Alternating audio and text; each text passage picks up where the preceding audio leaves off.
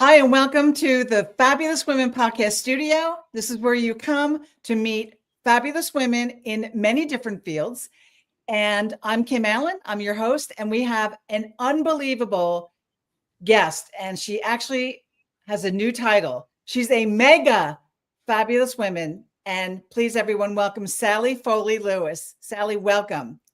Kim, thank you so much for having me. And you know what? How you make women fabulous is because you are fabulous, Kim. Okay. So that Mercedes that she's driving around in right now, I pay for that. So you said it exactly the way that we practice that. So thank you very much. You're the best.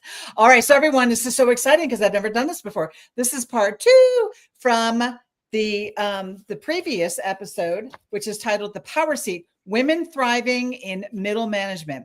So we're going to pick up where we left off. But for those of you who are joining us for this episode, you have to go back and also watch the first one.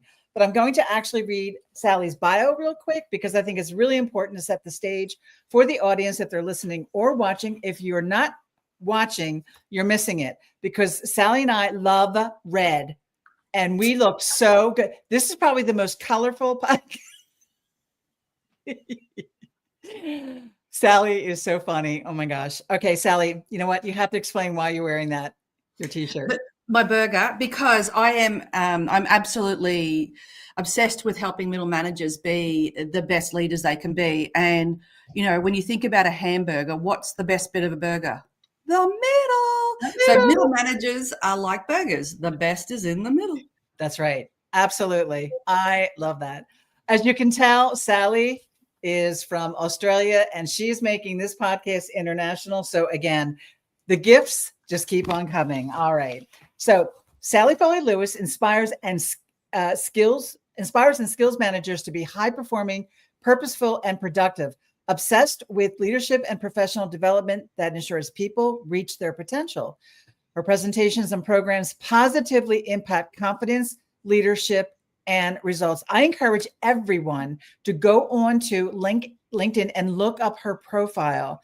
And there's so much video of Sally in action. She's amazing. She's so skilled, not just as a keynote speaker, but just as a speaker, as a human being. She's awesome, right? I love this. Also, Sally was named a top voice, LinkedIn top voice, Breakthrough Speaker of the Year, and Female Entrepreneur of the Year. She's a global certified professional speaker and has authored 6 books.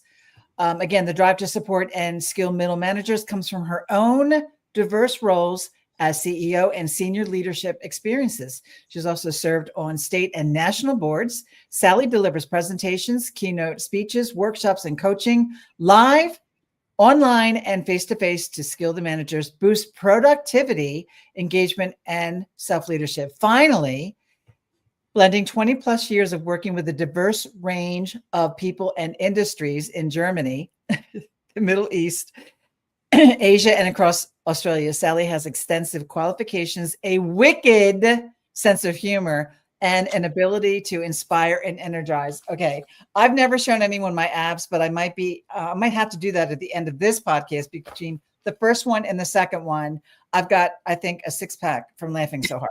Okay, this should be illegal to have this much fun. All right. Oh, I love it. Well, if you're not having fun. That's right. I agree with you completely. All righty. So again, here we go. We are jumping right back into our questions. And this bucket is with regard to confidence and communication. So Sally, my first question is this. You've noted that women often use words like just or sorry or humble brag. How can they reframe their language to their own success? Oh, I'm guilty of this. I say sorry way too often. And interestingly, when I actually catch myself, I don't mean it. Now, if I've wronged someone or I've made a mistake, I absolutely say sorry. However, I catch myself saying sorry instead of thank you or excuse me or pardon me or may I have, and I think it's one of those shortcuts that it's so unconscious and so habitual and so so ingrained. And so if we can really work hard to catch ourselves and say sorry only when we should, yes, then that will be a massive leap forward. And here's the thing that I know for sure is when I was working, when I was an employee, whether I was in management or not, I had people around me who I could say to them, if you hear me say this, can you just give me a little nudge? Or can we do sorry bingo where we tally up how many times we've said it unnecessarily? Right. And maybe it's sorry and just and any other words that actually take away from giving you the level of credibility, authority, and power that you really want to have. So I think a language bingo game, like gamify this, right? Absolutely. Life's too short. So really paying attention and catching yourself saying those words and making sure that they are being removed. And it's a conscious habit. You've really got to be conscious about it. And I've got work to do in that. And I think a lot of people would own that as well. The other thing that I do find really interesting is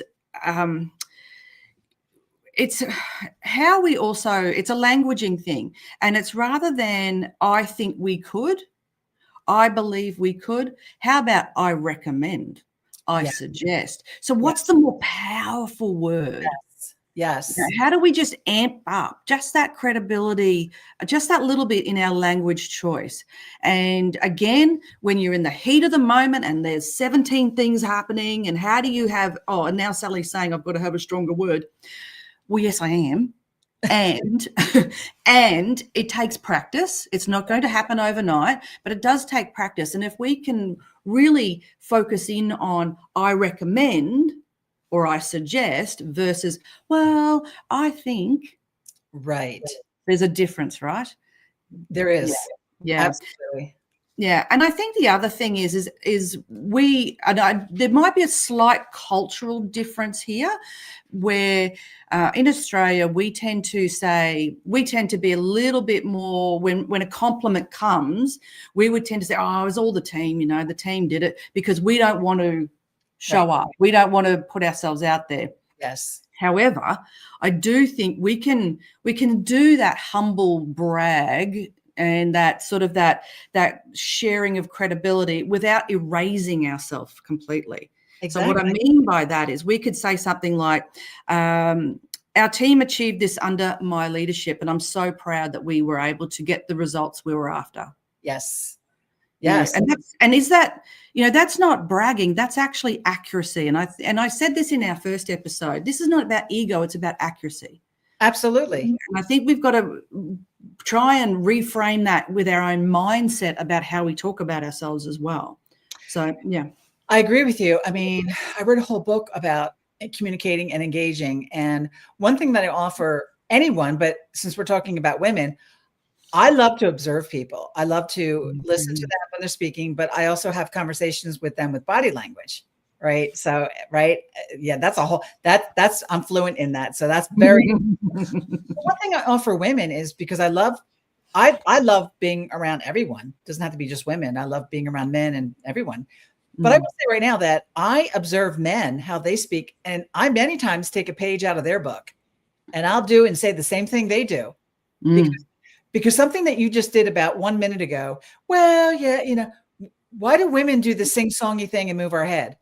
That diminishes us. That diminishes us, I think. So I appreciate that you're giving this advice. And it sounds much better because you have an Australian accent. Anything you say is better than anything that I can offer. All right.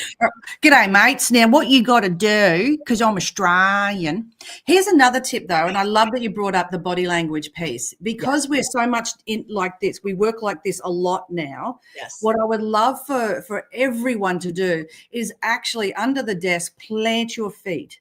Yes. If we often sit cross-legged, uncross them and plant them, because you want to get I'm standing right now. And so what I'm trying to do is actually plant my feet, because if I'm shoulder width apart, all my feet are flat on the floor. It's a grounding piece for me. And that helps me then step in to my power. I agree. Where were you when I wrote my one chapter in Reengage? One of my pet peeves is virtual communication and body language. And I'm stunned by what people still do and what they're not doing to improve. It's just really, it's shocking. All right. Doing that. Yeah. So also then camera on. Oh, You always camera on. Never miss that opportunity, because so many people are camera off. You be the one that stands out. and all the statistics prove that as soon as the cameras go off, productivity, everything goes down. And I was coaching someone real quick, we're taking a side note, but I was observing them in a virtual meeting, and their camera was off, but they insisted that everyone on the team had their camera on. So when we got off, they wanted feedback. And I said, first thing I said to them was, why did you have a Teams call? And she said, because I wanted to see everyone, and I wanted them to see each other. And I said, but your camera was off. I said, do you realize, I said, you could have just had a phone call with them, no cameras. And, they were initially like insulted by that. And I said, well, if you're insulted by that, how do you think your team felt when it's not important enough for you to show up, but you're making them do that? And they're like, oh my God, you're right. So anyway, all right. So moving on to the next question. How can women better handle situations when their ideas are taken or when they're talked over in meetings, Sally? What are you saying? What are you saying? That's a tough one, isn't it? Because here you are, you don't want to, it's not about competing, okay? And it can be really quite frustrating, and really, you can feel the anger and the annoyance bubbling up when somebody talks over you, they take your ideas, all those sorts of things are happening, and you're like seething on the inside and you're seeing red. Yeah. Well, first and foremost, take that breath. We've got to take a breath, because if we lose it, we've lost it. Absolutely. And I think it's about taking a breath and then really checking yourself so that you're not about competing, you're about composure and competence. Okay. Absolutely. And so then stepping in, and I've written down a couple of things here because I think this is really useful. If you need to reclaim something, and particularly aim to do it with grace and precision. And so I've got an example here. It says, well, thanks, Mark. That builds nicely on what I mentioned earlier about blah, blah, blah. Exactly. Let's explore how we can develop it further. Yes. See how you're not being rude, it's precise. Yeah. And I think that what that does is it really does amplify the point about not being rude to Mark, or whoever, but saying it was mine. Now let's build. Absolutely. Yeah. And that is so important, because self-awareness is one of the hardest things to teach. And brilliant people that I work with, or I've worked with, they have such a low level of self-awareness that they're not even aware that they're doing that they're talking over other people. And you're right, because everyone, right, if it's the senior vice president and there's vice presidents sitting around, who's going to correct them? Yes. Who's going to, because I'm sorry, go ahead. Yeah, no, I agree with you. I totally agree with you. I'm just, yes. Yeah. Because the next question, you had mentioned it, for women to feel confident saying, no, it's my team that did that. Yes, precisely. Yeah. Right? Exactly. And I think with that, because these two overlap with interrupting and my idea. They go hand in hand a lot. Yes. And so one of the things is, if you want people to support you and point out that it was your idea in a certain situation, then you need to do it too. So this is about allies. Yes. That you can create. And so not volume, not a shouting match saying that was Mary's idea, but it's about saying something along the lines of, well, Mark, that's a brilliant extension of Priya's idea. So I think we can continue building on that. Yes. And that way you're just it was Priya's. It was not yours. It was Absolutely. Priya's. Absolutely.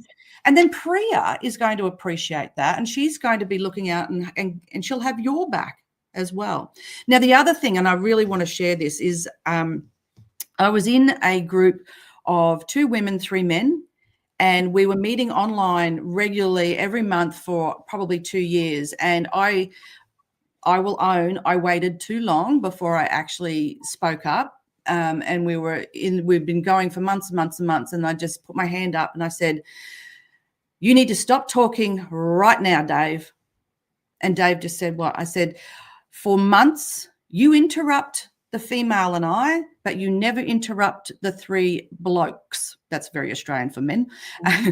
And I would like it that you actually didn't interrupt anyone. So that's my observation, and I would greatly appreciate that all voices were heard equally. So I'm now going to ask that we take a 5-minute break, get up, move around, come back, and let's reset our team rules, if that's okay. And so it took every fiber of my being, because I didn't want to hurt anyone's feelings, but it was one of those moments where I needed to actually call out a behavior. And if I had my time again, I would have actually rung Dave personally and said it, because what I should have done is actually had a quiet conversation with him. And so that's a lesson for me. You don't need to humiliate and embarrass, but you do need to call it out.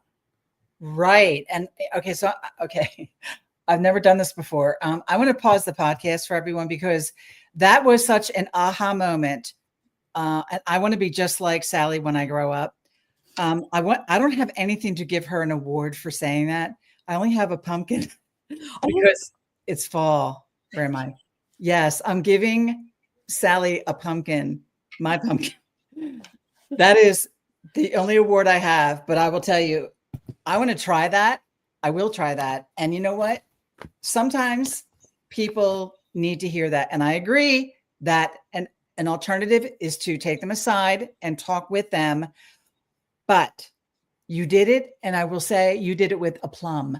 You did it so beautifully, Sally, that I don't know how anyone could have been insulted by that.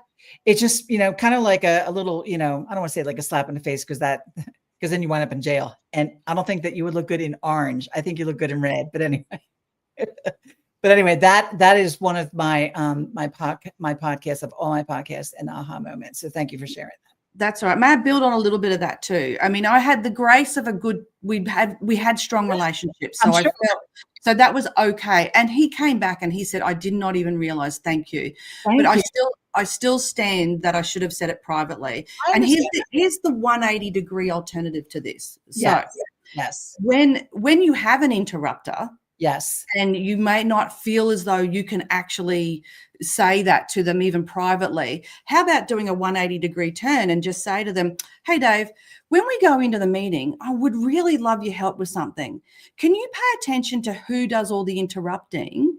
And one of the things I think I'm seeing is sometimes the women are interrupted more than the men. And I'm wondering if you and I, if we tag team it and we just pay attention, and if people are being interrupted, and especially women, that you and I sort of say, just gently and politely, could we just let Mary finish her statement, or just something like that? Is that okay with you? Yeah, that's a great solution. And that really goes towards what my ask is when I'm leaving my podcast, to please support other women, because that's supporting other women. I love that you do that, Sally. That's fantastic. Okay, I'm just going to jump ahead actually to leadership in the future. How can companies better nurture and retain talented women in the middle layers? Oh, don't get me started. How much time have we got left? We have, where are we? We have 12 minutes. All right. So I'm going to go for 2 hours and 14 minutes now. I'll stay live with you. To me, like nurturing anyone in the middle, but especially women in the middle, is first and foremost, look at your culture. Take a good, hard look at your culture. I was about to say take a good, hard look in the mirror, but that's something my dad always says to me. But take a good, hard look in your culture, because, yes. And I've had this conversation before where I was a little bit excited. We'll use the word excited. And I said, well, what's your culture like? And someone said to me, well, we've got good policies and procedures. And I said, that's not what I asked you. Absolutely. What's your actual culture smell like, is what I said. Mm-hmm. And they looked at me, with a bit of a, like my dog does when it's dinner time. And I said, I'm serious. How smelly is your culture? And it would bode well to start asking other people, just quietly, have a few conversations at all different levels of the organization and say, how smelly is our culture really? Because until the culture is addressed and until you know your culture is one of continuous growth, of development, of nurturing, of acknowledgement and recognition, not just for outcomes, but also for effort, and that's a big one, Yes. then you're going to struggle with having exceptional leaders at any level, let alone the middle. Absolutely. So culture is first and foremost. And this is not an easy thing. We all know culture just has this way of being, getting into the cracks of everything if we don't jump on it early. And then how do we know we've got to jump on something when we just see one little thing happen and we say, I'll have to watch that. And then all of a sudden in 6 months, it's a toxic culture, right? So that's not easy. I know I might be saying it flippantly. I fully concede it's not easy. But if you're not asking the question first and foremost, then you're in trouble. You've got to be constantly asking, how smelly is our culture? And then the second piece to that is, how good is your leadership development program? How are you working at early entry level leaders? When you look at your operational level, who are your high potentials that you are getting ready to step in? When you're looking at your mid-level leaders, how are you ensuring that they can actually delegate, that they know what delegation really is, that they're having those difficult, constructive feedback conversations?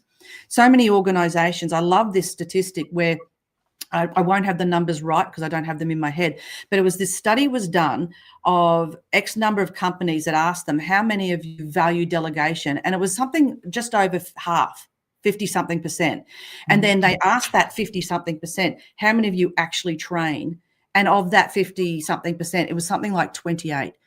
Ooh. So if you value it, then why aren't you training it? And I don't know about you, but I have met, and I've been one of them, where I've stepped up into a leadership role and my boss said to me, well, why aren't you delegating? Because I don't know how. Well, you just delegate. Is that my training? That's me. So that's why I wrote the book. That's why I wrote the training program, because we don't get taught. Not at all.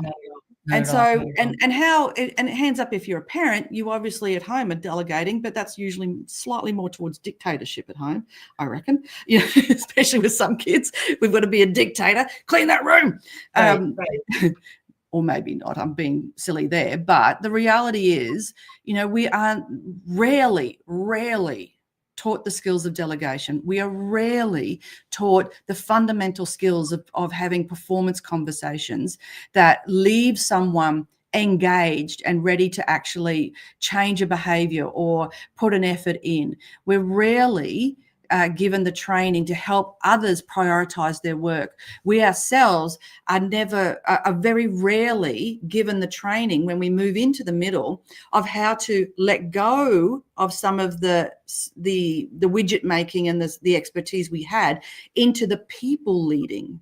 Exactly. That we have to do. And so to me, to make the answer to your question even longer rather than shorter, the two things that I think that organizations need to do to really support and grow and nurture women in the middle is firstly look at the culture and the impact that it has on women in your organization, and then the leadership and development. That's so important. That's so important because, I mean, all of us as leaders, we're middle managers at one point. And I think that a lot of people forget that experience. And I still remember time after time getting promoted on a Friday and coming to work on Monday. And they expected me to have upskilled myself over the weekend to the next level. I'm like, well, not that good, right? I mean, you can't, before the internet even, it's, where do you go to find that? But I agree with you that organizations, they look at each other like, well, how is this happening? But they're not questioning, why aren't we contributing to this? Why aren't we teaching them these new skills, the behaviors that we're looking for, or the skill set that we're looking for? We assume that people think it's intuitive. And I will say, and I have it in both of my books in the very beginning, effective leadership is not intuitive. I don't know one person that fell from their mother's loins and grew up to be a CEO with nothing in between. You're a toddler, and the next thing you know, you're a CEO, right? There's so much that happens that that fortifies those skill sets and those muscles that we need to be leaders. But again, I just find it odd that organizations, they're not looking at that. Absolutely. And while there's more things that can be done, particularly around championship and sponsorship and all sorts of things as well, I just wanted to name those two because I think it really starts with the culture. If your culture is one that actually acknowledges, it raises, it has programs that are not tokenistic.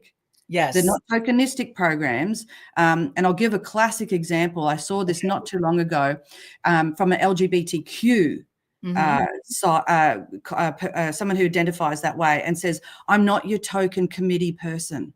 Just because I am doesn't mean I'm going to be your committee leader for that. And I think that really bodes well to remember that and I remember a relative of mine, female, was also, because she was fairly senior in an organization, she was constantly tapped on the shoulder to be the female representative or to lead the women's group on this, to the point where the organization's culture around it was just a tick and flick to make sure we've done the women's thing.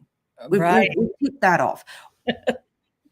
Again, smelly culture. So if your culture is good, you'll have proper champions, you'll have authentic and genuine programs that are doing the good work that needs to be done to nurture and grow and develop women at any level, let alone the middle. That is so well said. I love that. All right. So that we don't run out of time, we're good. I have two more questions for you. Okay. Let me pick the two good ones. Okay. How can women help each other move forward, whether that means climbing higher or digging deeper where they are? Oh, okay. So I think one of the biggest things we need to do is not see other women around us as competitors, but collaborators. Yes. And almost how do we get into cahoots, right? Building those relationships with other people around the organization, not to the exclusion of other genders, but very much around how do I help you grow? How do I help raise you up in what you need? Because as we have this conversation, I might realize that I'll need that help too, or I've got something that you need, and in the conversation, you've got something I need. And so to me, is always aim for collaboration before competition. I think that first and foremost helps to ensure that, particularly when an organization hits a crisis, you'll just see how strong the organization really is in its informal networks rather than the organizational chart. And if you've got a strong network of people around you who you've built credibility with, you've got trust coins in the bank with them, and they with you, then you'll have each other's back during the tough times. Yes. And when opportunities arise, you'll be able to say, no, I actually think Kim's the right person for this project because she's done X, Y, and Z. And I know that because I've been hanging out with her and I understand what she's doing. And I think her team, she's got her team to a point where she's developed her team that she's ready to step up. Yep. Absolutely. And here's the thing. When I say that, does that diminish me in any way? No. Not at all. Not at all. Oh, yeah. That's great. I love that. Yeah. Have I answered the whole question? You have. Okay. And I have one more. My final question for you, Sally, is this. Looking ahead, this is your opinion, and I value it tremendously. What does the future of female leadership in the middle management look like to you? Based on I love this. To me, the future of middle management, it's so bright you've got to wear shades. I had to say it. Sorry, folks. Great song. Look, I think that it's about reshaping the future. And I do believe that if we have a more equal distribution of genders at every level, then what we're going to get is far more diversity in thinking, in innovation, in handling situations and problem solving, less groupthink. I believe that we've got women, I see, particularly younger women now too, who are holding fast to being truly authentically themselves as opposed to probably some of the older generation who felt the pressure to be more masculine in order to fight to be at the table, you know. Absolutely. And I want to thank this generation coming through now, because you're teaching oldies to actually reconnect with their femininity, and you don't have to go brute force. You can actually be the voice of reason, the voice of calm, and it doesn't have to be loud. Yes. And I really, really love that. And I think it's time. It's Absolutely. overdue, actually. But the other thing also I think is really important is that we get to get a sense of community. I think one of the things that women do well is create community. And Yes. if we can do that inside an organization, and this links back to the previous question around, you know, collaboration versus competition. Absolutely. We will win. And there are stats out there that, apart from a sales team where you want to incentivize, but in most other areas of an organization, collaboration beats competition. Absolutely. And it feels so much better. Oh, yes. We won. Yeah. Exactly. I mean, why are we putting that pressure on each other to compete with each other when we can collaborate? I love that. Yeah. Look, I think the other thing I think that is really valuable is that if we have more women, or at least more diversity at every level, then what we're going to end up creating is a more sustainable leadership model. You know, there's going to be better understanding of things like boundaries. Yes. Health, mental health and well-being. We can stop making long hours and burnout a badge of honor, and because that just drives me spare hearing that. So I think that's another part to this as well. Wow, Sally, I cannot thank you for part 1 and part 2 of being on this podcast. You, I believe, have put the stake in the ground of what's necessary, because you have so much experience, even in your multiple levels up to a CEO, and also internationally. I mean, you're not a one-trick pony. Your audience is so diverse. Yes. And I really value what you were saying. I absolutely need to have you back on the podcast. Oh my gosh. Can we do another 2-part series with Sally? Yes, please. Let's just riff. Let's just chat. Let's talk all things red and middle management and fabulous women. Oh my gosh. Is that amazing? Sally, you really have been just a divine guest. I've enjoyed every minute of it. I have learned so much from you, and I know a lot about things because I love women in leadership. And yet you bring a completely different perspective. You say it much better than we do here in Philadelphia because of your beautiful Australian accent. I love that about you. You are a delight. You are amazing. We are going to bring you over to America. Stay tuned, everyone. I want everyone to look up Sally on LinkedIn. Please follow her. Look at all of her videos. She has an enormous amount of relevant information just about middle management, let alone women in middle management and other facets of that. So again, please look her up. Please follow her. I want to just thank you again profusely. I could thank you for a half hour. You are a delight, funny, and smart, wicked smart. Okay, you're the best. You really are. So in closing, as I do for all of my podcasts, I want to thank our wonderful guest, Sally Foley-Lewis. Watch for future episodes of Fabulous Women podcast series. And my asks are this: to please pay it forward with women in any way that you can. Don't make them knock down the doors and the walls that we had to do. We are there. We are in those positions now where we can support other women. And also too, if you were to look at my logo, it's very near and dear to my heart because it talks about 2 things: inspiring today so that we can empower women tomorrow. So I'm going to leave you with that. Until next time, stay fabulous.